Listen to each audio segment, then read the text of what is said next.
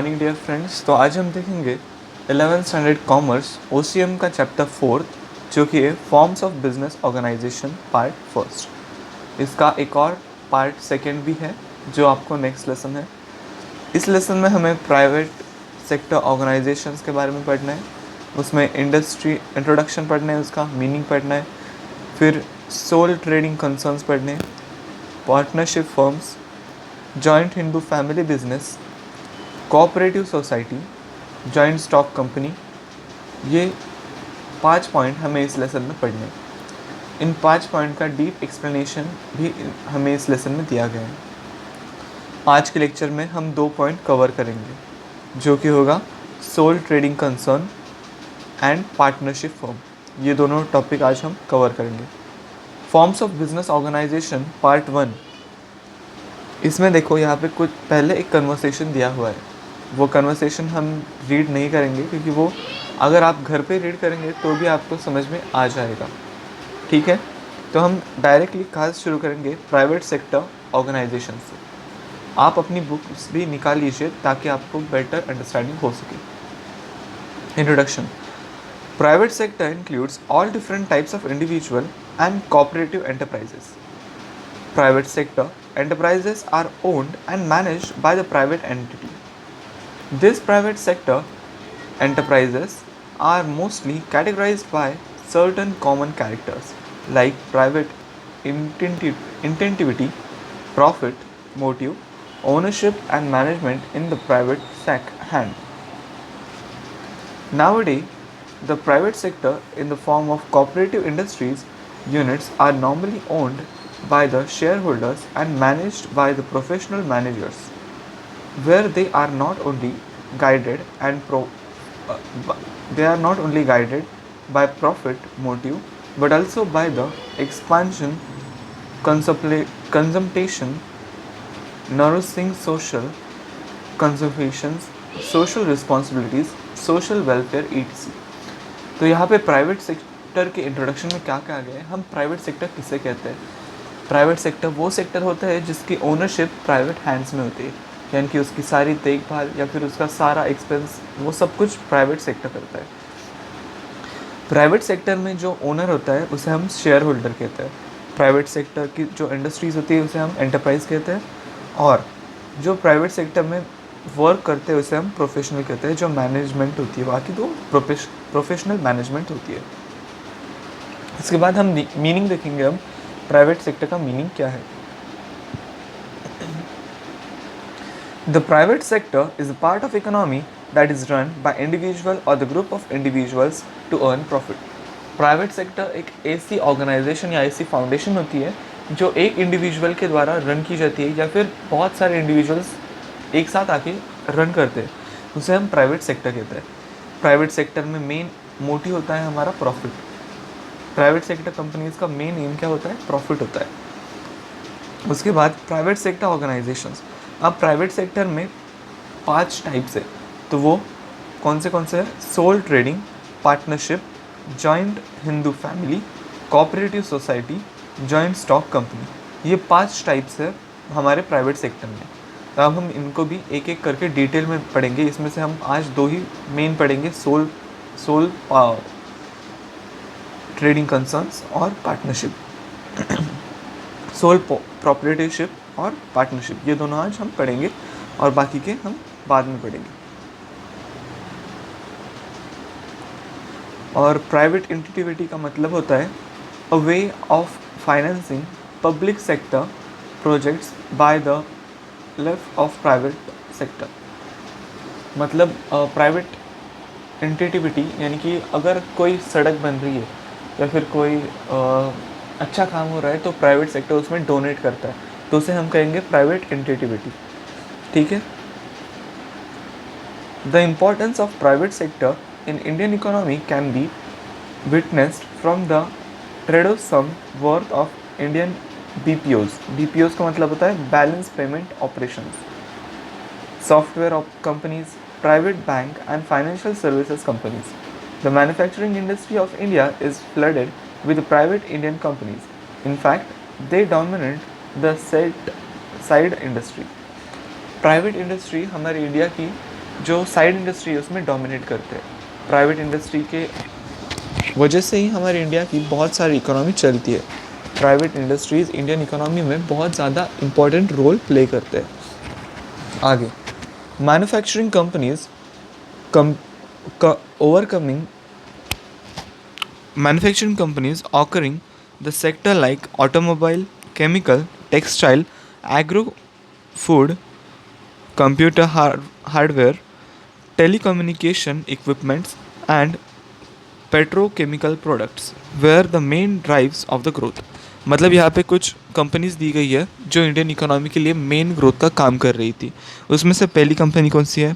तो automobiles. Automobiles में भी कुछ मेन प्लेयर्स है जैसे कि टाटा और फिर ह्युंडई। मतलब ये इंडिया का तो नहीं है ह्युंडई, पर टाटा इंडिया का है। फिर दूसरी केमिकल इंडस्ट्रीज़, केमिकल में भी है बहुत सारी। फिर textile industry, agro food, computer hardware, telecommunication equipments यानी कि जो फ़ोन्स बनाने वाली कंपनी है वो। पेट्रोकेमिकल, रिलायंस है पेट्रोकेमिकल प्रोडक्ट्स में। तो आपको ये समझ में आ गया होगा। अब हम सीधा देखेंगे sole trading concern. Sole trading concern को हम क्या कहते हैं? STC, पर मैं उसको सोल ट्रेडिंग कंसर्न ही कहूँगा आपको अच्छे से समझ आने के लिए। और आपके टीचर भी आपको जब पढ़ाएंगे ना तब भी आप उसे STD कहेंगे, STC कहेंगे टीचर्स, तो आपको समझ लेना है कि सोल ट्रेडिंग कंसर्न के बारे में टीचर कह रहे हैं। तो अब हम इसका इंट्रोडक्शन देते हैं। In the history of development of commerce there are various forms of the business organisation. It begin from the sole trading concern. Solo proprietorship is the oldest, simplest form of the organization. The word sole means the single and proprietorship means the owner. Thus, the name itself suggests that the only one owner. A sole trader is an independent owner of the business. The proprietor is having all the rights and responsibilities of the business and any profit or loss made. Grocery store, barter, beauty parlour, gift shop ETC। मतलब यहाँ पे soul trading concern क्या है, उसके introduction में क्या कहा गया है हमें। सोल ट्रेडिंग कंसर्न का मतलब होता है कि ऐसी कंपनीज जो प्राइवेटली काम करती है और उनका ओनर बस एक होता है, एक सोलो पर्सन होता है उनका ओनर, उसे हम सोल ट्रेडिंग कंसर्न कंपनीज कहते हैं। और ये सबसे ओल्डेस्ट फॉर्म है कंपनीज का, मतलब बिजनेस का। एक बंदा आता है और वो अपना खुद का बिजनेस खोलता है और उसमें काम करता है।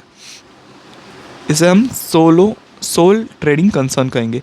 आगे हम इसके फीचर्स देखेंगे, मेरिट्स और डीमेरिट्स भी देखेंगे सोल ट्रेडिंग कंसर्न के, उसके मीनिंग, डेफिनेशन सब कुछ देखना है। पर आपको इन शॉर्ट में समझ में आ गया होगा सोल ट्रेडिंग कंसर्न किसे कहते हैं। ऐसी कंपनीज जिनका कोई एक ही इंसान मालिक होता है, यानी कि एक ही इंसान ओनर होता है, उसका ग्रुप ऑफ इंडिविजुअल से कुछ लेना देना नहीं है, बस एक सिंगल पर्सन उसका मालिक होगा। ठीक है, आगे देखते हैं मीनिंग क्या है अब सोल ट्रेडिंग कंसर्न का। In this form of business an individual invests his own capital, uses his own skills, and undertakes the business activities. He manages affairs of the business, enjoy profit, and bears losses on his own. This form of the commercial organization is also known as proprietorship. The sole trader, individual enterprisership, proprietorship concerns और solo trading concerns. यहाँ पे कहा गया है solo trading concerns हम किसे कहते हैं? ऐसा पर्सन जो हमारा बिजनेस अकेला ओन करता है, उसका खुद का कैपिटल उसके बिजनेस में लगा हुआ होता है, दूसरे का कैपिटल उसने उसके बिजनेस में नहीं लगाया होता। बिजनेस में जो भी प्रॉफिट होता है वो उसका अकेले का ही होगा और जो भी लॉस होगा वो भी वो खुद ही हैंडल करेगा। ऐसे बिजनेस को हम सोलो बिजनेस कह सकते हैं, सोल ट्रेडिंग कंसर्न या फिर सोल प्रोप्राइटरशिप बिजनेस भी हम उसे कह सकते हैं। ठीक है, अब डेफिनेशन देखते हैं सोल ट्रेडिंग कंसर्न की। अब उसकी डेफिनेशन क्या है? समटाइम्स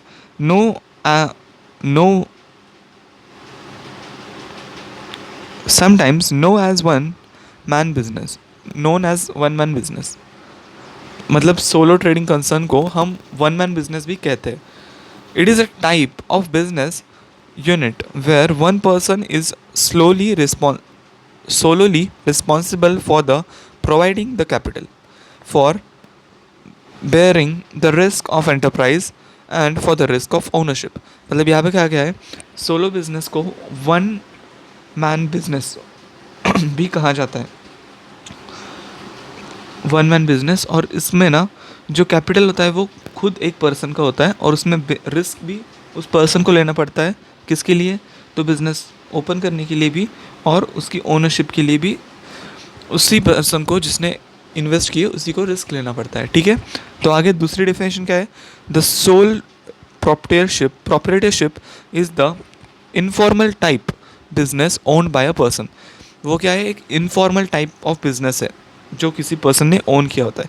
सेकेंड डेफिनेशन थोड़ी हार्ड है, फर्स्ट डेफिनेशन को आप कीजिए, वो लेंदी तो है पर अंडरस्टैंडिंग के हिसाब से वो आसान है। The solo proprietorship is an informal type of business owned by a person. वो एक इनफॉर्मल टाइप ऑफ बिजनेस है जो एक पर्सन ओन करता है। अब हम देखेंगे फीचर्स क्या है सोल ट्रेडिंग कंसर्न के। इंडिविजुअल ओनर, मतलब अब जो सोलो ट्रेडिंग कंसर्न होते हैं ना उसमें एक ही इंसान, एक ही इंडिविजुअल ओनर होता है, उसमें मल्टीपल ओनर नहीं होते। ये अगर आपने अपना खुद का कोई बिजनेस स्टार्ट किया तो आप उसके अकेले ओनर होंगे। ठीक है, तो इसका मतलब हुआ उसमें इंडिविजुअल ओनर होते हैं। तो किसमें? सोल ट्रेडिंग कंसर्न में। No share of profit and risk. Sole trading concern में हमने ऊपर भी देखा, उसमें प्रॉफिट और रिस्क का कोई भी शेयर होल्डर, मतलब कोई भी शेयर नहीं करते, किसी के साथ भी हम शेयर नहीं करते। उसका सारा प्रॉफिट और सारा रिस्क जो ओनर है वही लेता है। सेल्फ एम्प्लॉयमेंट, अब यहाँ पे क्या होता है? सेल्फ एम्प्लॉयमेंट होता है। अगर हमने छोटी एंटरप्राइज खोली है तो वहाँ पे हमें ही काम करना पड़ता है, हम ही सब कुछ देखते हैं, हम ही मैनेज करते हैं, हम ही काम करते हैं, हम ही डिज़ाइन करते हैं, तो वहाँ पे हम सेल्फ एम्प्लॉयमेंट भी हो जाती है हमारी। तो लोकल मार्केट ऑपरेशंस, जो लोकल मार्केट के ऑपरेशंस होते हैं यानी कि कुछ सामान खरीदना या फिर कुछ छोटे मोटे काम करना, वो लोकल ऑपरेशंस भी हमें खुद ही करने पड़ते हैं। इसीलिए लोकल मार्केट ऑपरेशंस भी हमारा एक फीचर है यहाँ का। नो सेपरेट लीगल स्टेटस, मतलब यहाँ पे देखो नो सेपरेट लीगल स्टेटस का मतलब क्या है? जो सोल ट्रेडिंग कंसर्न कंपनीज होती है उनका कोई सेपरेट लीगल स्टेटस नहीं होता। यानी कि आपने सुना होगा कि कुछ जगह रिलायंस इंडस्ट्रीज़ के नाम पे, तो अगर आपने एक कंपनी खोली XYZ और वो सोल ट्रेडिंग कंसर्न है तो आप उस कंपनी के नाम पर कोई जगह नहीं खरीद सकते या फिर कोई एसेट्स नहीं कर सकते। आपको वो एसेट या फिर जगह वो आपके नाम पे खरीदनी होगी। आप उस कंपनी के नाम पे कुछ भी खरीद नहीं सकते। XYZ लिमिटेड लैंड ऐसा नहीं हो सकता। अगर आपका नाम अतुल है तो आपको अतुल के नाम पर ही जगह खरीदनी होगी, ना कि XYZ कंपनी के नाम पर जो ग्रुप कंपनीज होती है यानी कि पार्टनर कंपनीज होती है, मतलब बड़ी बड़ी कंपनीज होती है, वो उनके नाम पर भी खरीद सकते हैं गैजेट्स या फिर लैंड, जैसे कि रिलायंस, टाटा, अदानी, ये सारी कंपनीज। मतलब हमारा टॉपिक क्या था? नो सेपरेट लीगल स्टेटस, यानी कि जो प्राइवेट सोलो इंडस्ट्रीज़ होती है उनको कोई सेपरेट लीगल स्टेटस नहीं होता गवर्नमेंट के हिसाब से। मिनिमम गवर्नमेंट रजिस्ट्रेशन, जो private solo trading concern companies होती है उनको कम से कम रजिस्ट्रेशन करना पड़ता है, यानी कम से कम डॉक्यूमेंटल वर्क करना पड़ता है गवर्नमेंट के लिए। अब देखते हैं लास्ट पॉइंट फीचर्स में का, वो है अल्टीमेट लाइबिलिटी। उनमें अब अल्टीमेट लाइबिलिटी होती है, वो क्या होता है वो देखते हैं अब। मतलब देखिए, अब अगर आप एक कंपनी के ओनर है, आप सोलो ओनर है एक कंपनी के XYZ कंपनी के, और आपने उस कंपनी के लिए आपने एक CR का लोन लिया है, पर आपकी कंपनी डूब गई और आपको अब वो लोन चुकाना ही पड़ेगा कैसे भी। तो आपको, अगर आप सोलो ट्रेडिंग कंसर्न में हैं तो आपको अपनी जो प्राइवेट इनकम होगी, यानी कि प्राइवेट आपका लैंड और वो होगा कंपनी से साइड में, आपको वो बेच के भी आपकी कंपनी के लोन्स पे करने होंगे, यानी कि चुकाने होंगे। वो हो गया अल्टीमेट लाइबिलिटी, यानी कि कंपनी की लाइबिलिटीज़ भी आपकी लाइबिलिटीज़ होगी, यानी कि कंपनी अगर लॉस में हो तो वो आप भी लॉस में होंगे। पर ऐसा पार्टनरशिप फर्म्स में नहीं होता, लॉस प्रॉफिट सब इक्वली डिवाइड हो जाता है। तो अल्टीमेट लायबिलिटी भी आपको समझ में आ गया होगा। अब हम देखेंगे मेरिट्स, यानी कि सोलो ट्रेडिंग कंसर्न के फ़ायदे क्या है, यानी कि मेरिट्स क्या है। तो सबसे पहला जो मेरिट है सोलो ट्रेडिंग कंसर्न का वो है easy formation.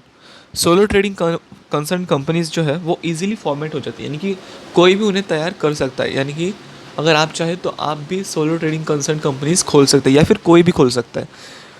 Second, quick decisions. अगर आप अकेले ओनर है एक बिज़नेस में तो आप क्विक डिसीजंस ले सकते हैं। अगर आप दो जन होते तो आपको उससे भी पूछना पड़ता कि भाई मैं ऐसा ऐसा करना चाहता हूँ, क्या मैं ऐसा करूँ। अगर वो ना कहता तो आप फिर से नहीं मतलब डिसीजन ले पाते, उसको मनाना पड़ता। तो ऐसा सोलो ट्रेडिंग कंसर्न में नहीं होता। जो डिसीजंस आप लेना चाहते हैं वो क्विक डिसीजंस आप ले सकते हैं। Maximum secrecy. अगर आपके बिज़नेस में आपको कोई न्यू प्रोडक्ट लॉन्च करना है तो उसके बारे में सिर्फ आपको ही जानकारी होगी, किसी और को या फिर आपके पार्टनर को ऐसे किसी को भी जानकारी नहीं होगी। तो इसीलिए सोलो ट्रेडिंग कंसर्न में ना मैक्सिमम सीक्रेसी होती है किसी भी और बिजनेस टाइप के कंपेरेटिव में।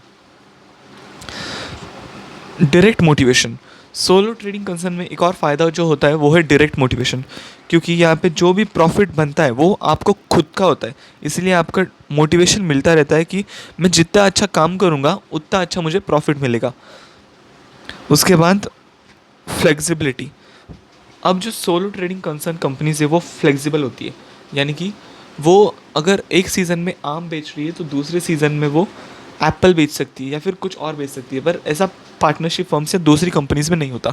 उन्हें सारी बोर्ड बुलाना पड़ता है, फिर बोर्ड से साइन लेने पड़ते हैं कि हम ये बेचना चाहते हैं। पर ऐसा सोलो ट्रेडिंग कंसर्न में नहीं होता। वो फ्लेक्सिबल होते हैं, वो जो चाहे वो क्विक डिसीजंस बना के बेच सकते हैं, ठीक है। उसके बाद lower cost. Solo trading concern में लोअर कॉस्ट होती है, क्यों? क्योंकि वहाँ पे एक ही ऑपरेशनल मैनेजमेंट होता है, मिनिमम वेस्ट होता है। वहाँ पे वेस्ट जनरेट होता है कि इतना नहीं, क्यों? क्योंकि वहाँ पे आप ओनर जो है वो कम से कम वेस्ट प्रोड्यूस करना चाहते हैं, क्योंकि उनका प्रॉफिट मैक्सिमाइज हो सके। इसीलिए लो कॉस्ट होती है, lower cost of production. Efficiency. अब आप खुद ओनर हैं तो आप अपनी कंपनी में अच्छे से काम करेंगे, ये तो 100% है। इसीलिए आपकी इफ़िशियंसी जो है वो 100% होगी और आप अपने टाइम, मनी और मटेरियल और एफर्ट्स को बहुत अच्छे से हैंडल करना चाहोगे और मैक्सिमम प्रॉफिट अर्न करना चाहेंगे इस बिज़नेस से। उसके बाद हमने अब देखे मेरिट्स। मेरिट्स यानी कि फ़ायदे देख लिए हमने, अब हम देखेंगे डीमेरिट्स, यानी कि उसके जो है नुकसान क्या है सोल ट्रेडिंग कंसर्न के। पहला जो नुकसान है वो है लिमिटेड कैपिटल। अब देखिए सोलो ट्रेडिंग कंसर्न में एक ही पर्सन होता है जो कैपिटल इन्वेस्ट करता है, इसीलिए उसमें कैपिटल लिमिटेड होता है। पर जो पार्टनरशिप फर्म्स होती है उनमें कैपिटल मैक्सिमम होता है, क्योंकि उसमें बहुत सारे पार्टनर्स होते हैं जो एक साथ इन्वेस्ट करते हैं। पर सोलो ट्रेडिंग कंसर्न में ऐसा नहीं होता, वहाँ पे बस एक ही पार्टनर होता है, मतलब एक ही ओनर होता है, वही इसमें इन्वेस्ट करता है। Limited capital, limited managerial skills. Managerial skills होती है, यानी कि अगर आप एक प्रोफेशनल है और आपको बस बिल्स बनाना आता है, बाकी काम करना नहीं आता, तो आपको लिमिटेड स्किल्स हो गए आप में। मैनेजरियल स्किल्स यानी कि मैनेजमेंट करने की स्किल्स आप में लिमिटेड है। ये हो गया आपका दूसरा पॉइंट। उसके बाद तीसरा पॉइंट क्या है? Limited liability, unlimited liability. यानी कि आपको मैंने फीचर्स में बताया था अनलिमिटेड लाइबिलिटी का मतलब आपकी लाइबिलिटीज़ वो भी बिजनेस की लाइबिलिटीज़ होंगी, इसलिए आपकी लाइबिलिटीज़ भी अनलिमिटेड लाइबिलिटीज़ होंगी सोलो ट्रेडिंग कंसर्न में। Lack of stability. आपको हर समय आपका बिज़नेस बदलना होगा, यानी कि आपका बिज़नेस फ्लेक्सिबल है, इसीलिए आपको बिज़नेस बदलना होगा आपके सीजन्स के हिसाब से या फिर किसी और चीज़ के हिसाब से। Lack of specialisation, lack of specialisation sorry lack of specialisation, यानी कि आप एक सिंगल प्रोडक्ट पे डिपेंड नहीं होगा आपका बिज़नेस, आपको हर वक्त आपका बिज़नेस चेंज करते रहना होगा। और आपको इसीलिए जैक ऑफ ट्रेडर्स भी कहा जा सकता है, यानी कि मतलब सोलो ट्रेडिंग कंसर्न को जैक ऑफ ट्रेडर्स भी कहते हैं, ठीक है। उसके बाद लास्ट पॉइंट जो है वो है not suitable for large scale operations. अगर आप लार्ज स्केल ऑपरेशंस करना चाहते हैं प्राइवेट सेक्टर से, यानी कि अकेले ओनर से, तो आपको ये कंपनी सूटेबल नहीं है। आप ऐसे बड़े ऑपरेशंस नहीं कर सकते। अगर आपने ऐसे बड़े ऑपरेशंस सिंगली मैनेज किए तो आपको बहुत ज़्यादा स्ट्रेस हो सकता है या फिर कुछ भी हो सकता है, इसीलिए आपको वो नहीं करना चाहिए। Not suitable for large scale operations. इसी के साथ हमारा सोल ट्रेडिंग कंसर्न या फिर प्रोप्राइटरशिप, सोलो प्रोप्राइटरशिप, ये पॉइंट फिनिश होता है इस लेसन का फर्स्ट और इम्पॉर्टेंट पॉइंट। ये एग्जाम में बहुत बार पूछा जाता है, इसलिए आपको ये अच्छे से करना है। अब हम और एक पॉइंट देखेंगे इस लेसन का, वो है पार्टनरशिप फर्म्स।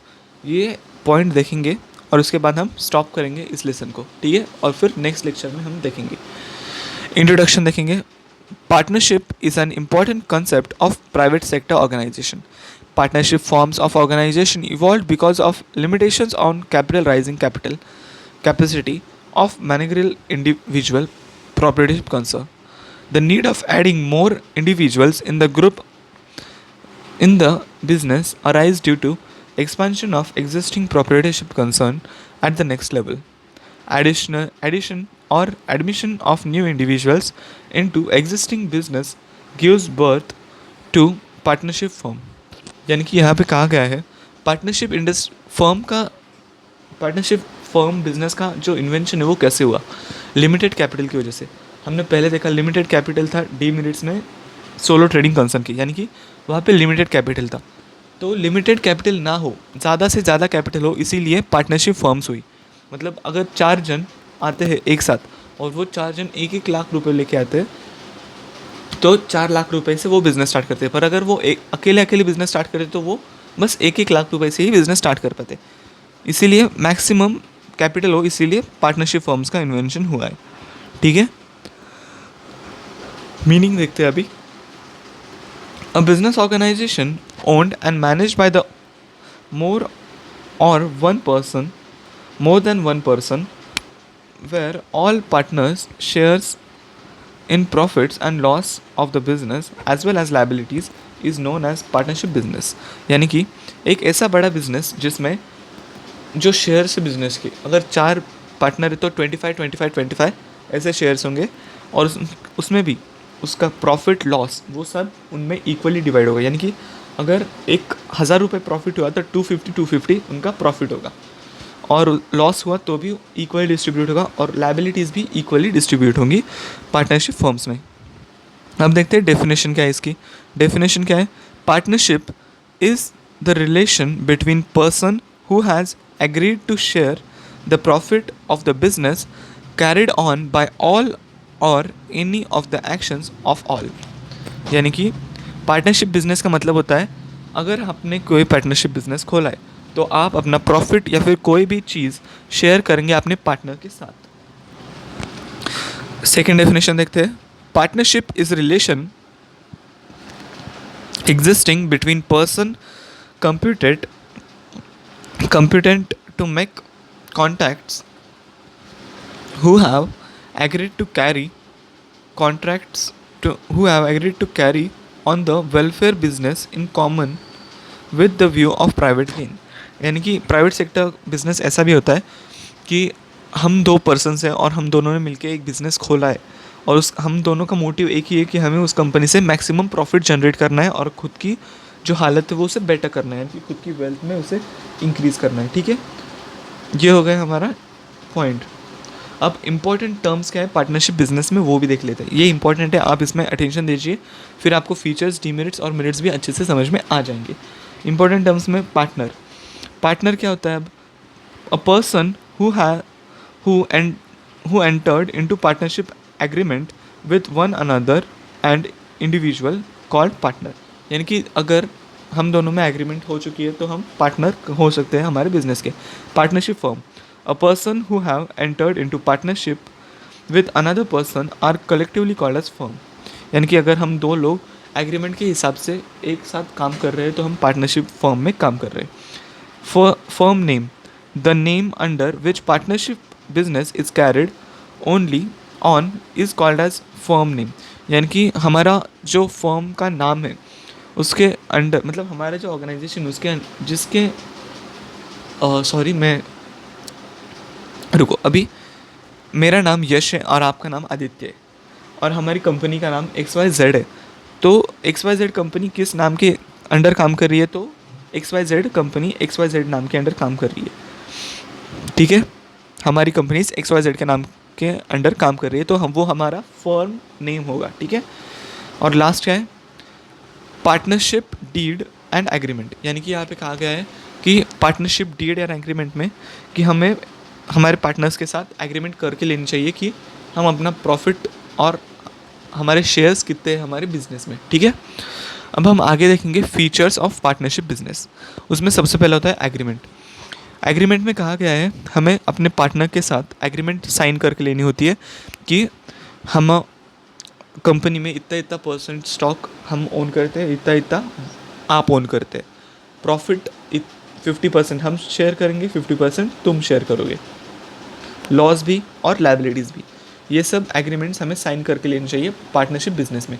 यहाँ पे कहा गया है अगर हम नहीं भी करते तो भी चलता है, पर अगर हम करके लेते हैं तो फिर अच्छा होता है, फ्यूचर में कोई चैलेंजेस फेस नहीं करने पड़ते। फिर जॉइंट ओनरशिप, पार्टनरशिप बिजनेस में जॉइंट ओनरशिप होती है, हमें यह पता है। उसमें एक या फिर एक से ज़्यादा जो है इंसान वो ओनर होते हैं बिजनेस के। जॉइंट मैनेजमेंट, पार्टनरशिप बिजनेस में जॉइंट मैनेजमेंट होती है। एक अकेला पर्सन जो है वो बिजनेस को मैनेज नहीं करता, उसमें उस फर्म में जितने भी इंसान होंगे वो सब जो है वो उसे मैनेज करते हैं, या फिर कोई सेपरेट मैनेजमेंट ही बिठा दी जाती है और वो उस कंपनी को मैनेज करती है।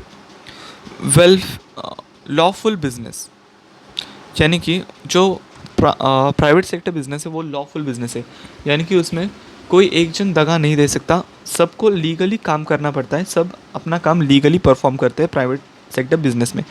उसमें इलीगल कुछ भी काम नहीं होता, और होता भी है तो फिर मतलब एक पार्टनर उससे अच्छा, मतलब एक पार्टनर कहता है इलीगल होना चाहिए तो दूसरा कहता है इलीगल नहीं होना चाहिए। इसीलिए most of times partnership firms में इलीगल काम नहीं होते। उसके बाद लायबिलिटी, पार्टनरशिप फर्म में जो है वो अनलिमिटेड लायबिलिटीज़ का जो प्रॉब्लम है वो अराइज नहीं होता, क्योंकि उसमें पार्टनर्स होते हैं तो फिर लायबिलिटीज़ भी इक्वली डिस्ट्रीब्यूट हो जाती है। उसके बाद जॉइंट लायबिलिटीज़ होती है हर पार्टनर में। अगर मेरे पास 50% लायबिलिटीज़ है तो आपके पास भी 50% लायबिलिटीज़ ही है, यानी कि अगर 1 करोड़ लोन है हमारी कंपनी पे तो आप 50 लाख दोगे और मैं भी 50 लाख दूंगा, इसी के साथ हमारी कंपनी जो है वो नील हो जाएगी। उसके बाद number of partners, partnership firm में एक से ज़्यादा पार्टनर होने चाहिए और 50 से कम पार्टनर्स होने चाहिए। मैक्सिमम 50 पार्टनर्स ही एक इंडस्ट्री में काम कर सकते हैं, उससे ज़्यादा गवर्नमेंट अलाउ नहीं करती। उसके बाद प्रिंसिपल, यानी कि एजेंट रिलेशनशिप, यानी कि आपकी रिलेशनशिप एजेंट के साथ कैसी, यानी कि जो आपके साथ काम करेगा उसके साथ आप कैसे बर्ताव करते हैं, ये सब आता है प्रिंसिपल में। उसके बाद restrictions and transfer of interest, मतलब अगर आप चाहें कि मैं 50% प्रॉफिट अर्न करता हूँ तो मैं उसमें से 25% अपने भाई को देना चाहता हूँ, तो ऐसा इसमें नहीं होता। आपको ये सब बोर्ड्स ऑफ डायरेक्टर के साथ डिस्कस करना पड़ता है कि मैं ऐसा करना चाहता हूँ, क्या मैं ऐसा कर सकता हूँ, फिर आप इसके बारे में कर सकते हैं। फिर रिस्ट्रिक्शंस, पार्टनरशिप फर्म्स में इतने रिस्ट्रिक्शंस नहीं है इंडिया में, पर महाराष्ट्र स्टेट गवर्नमेंट में इसमें कुछ रिस्ट्रिक्शंस बनाए हुए हैं, वो आप पढ़ लीजिए। यहाँ पे एक्ट 1932 है, वो आप अगर चाहें तो कॉन्स्टिट्यूशन में पढ़ सकते हैं, पर ज़्यादा रिस्ट्रिक्शंस नहीं है, ये मैं कह सकता हूँ। कम से कम रिस्ट्रिक्शंस है उसमें अगर आपको प्राइवेट सेक्टर स्टार्ट करना है, मतलब पार्टनरशिप फर्म स्टार्ट करनी है। उसके बाद sharing of profit and loss, और इसमें यहाँ पे profit and share of loss का भी कहा गया है कि equal profit and share of loss होता है यहाँ पे, यानी कि लॉस भी और प्रॉफिट भी दोनों भी इक्वल शेयर होते हैं प्राइवेट मतलब पार्टनरशिप फर्म में। ठीक है, आगे देखते हैं अब। टर्मिनेशन ऑफ पार्टनर, यहाँ पे अगर कोई पार्टनर अच्छे से काम नहीं करता है, फिर अच्छे से बर्ताव नहीं करता, तो हम उस पार्टनर को टर्मिनेट भी कर सकते हैं हमारी बोर्ड्स ऑफ डायरेक्टर से। आपको इलॉन मस्क की स्टोरी याद होगी, इलॉन मस्क को पेपाल से टर्मिनेट कर दिया गया था, क्यों, तो उनके कुछ रीजंस होंगे, पर उनको भी टर्मिनेट किया गया था, मैं आपको वो बता रहा हूँ। अगर आप अच्छा काम नहीं करते तो आपके जो पार्टनर्स है वो आपको टर्मिनेट कर सकते हैं।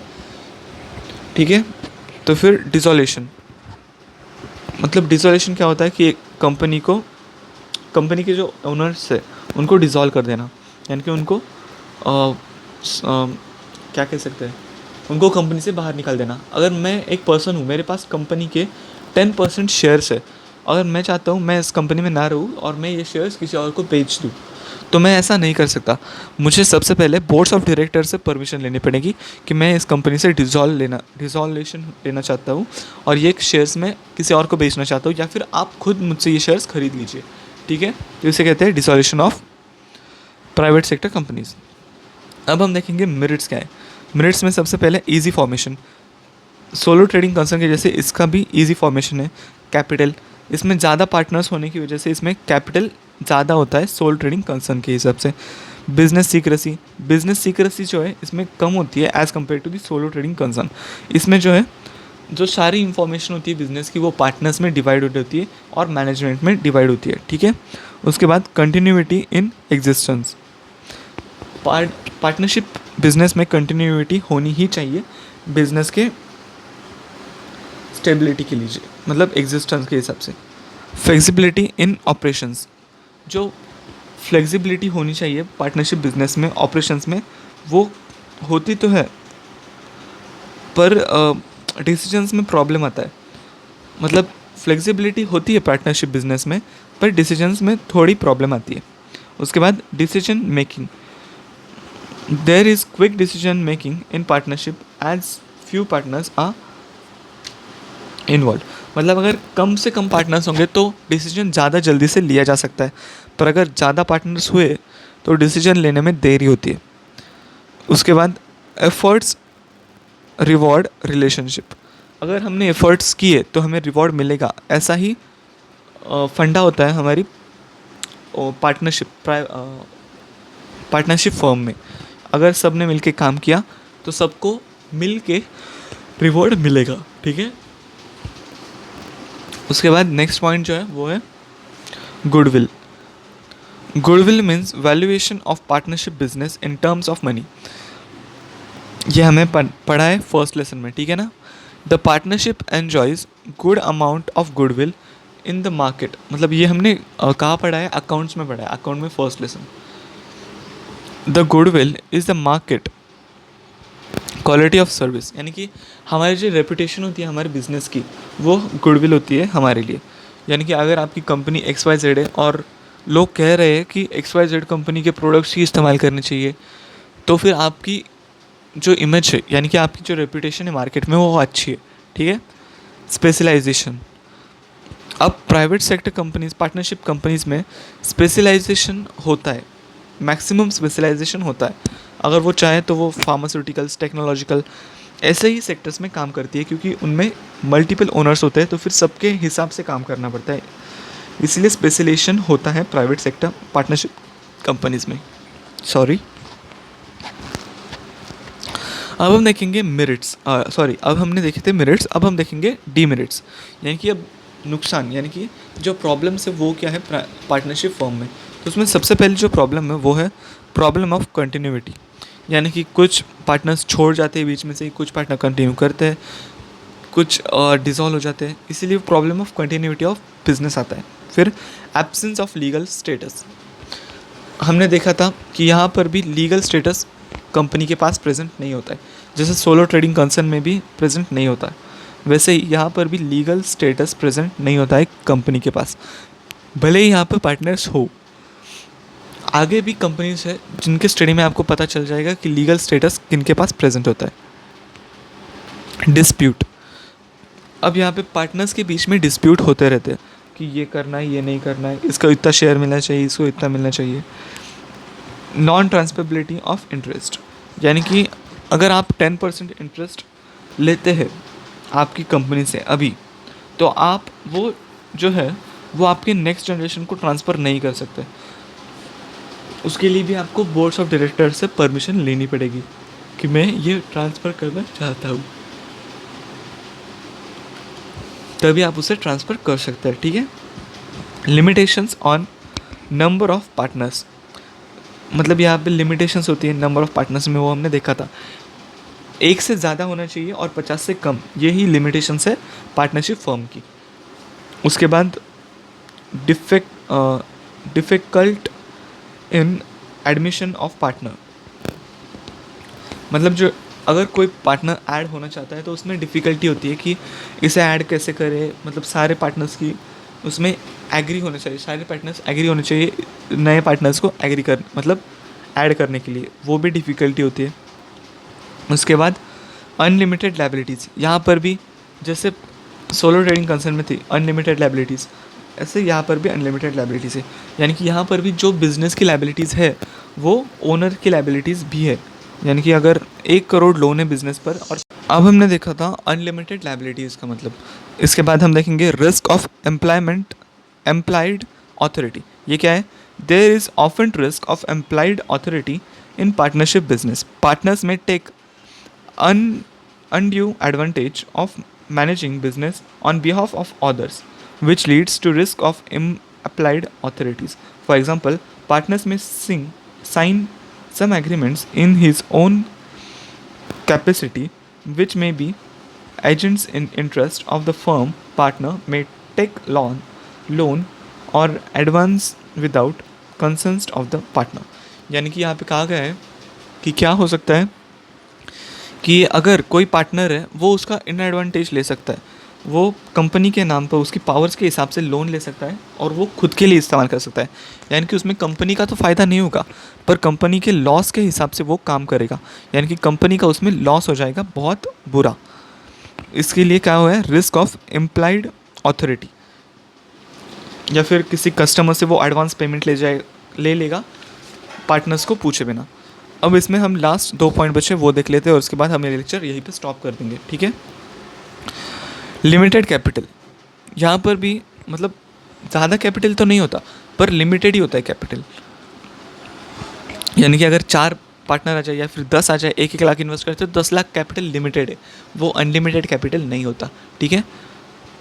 उसके बाद लास्ट प्रॉब्लम क्या है? Problem of secrecy. यानी कि यहाँ पे कोई भी सीक्रेसी नहीं होती, हर चीज़ हर पार्टनर को पता होनी चाहिए, इसीलिए वहाँ पे सीक्रेसी एकदम मिनिमाइज्ड होती है, एकदम कम से कम सीक्रेसी होती है पार्टनरशिप बिजनेस में, ठीक है।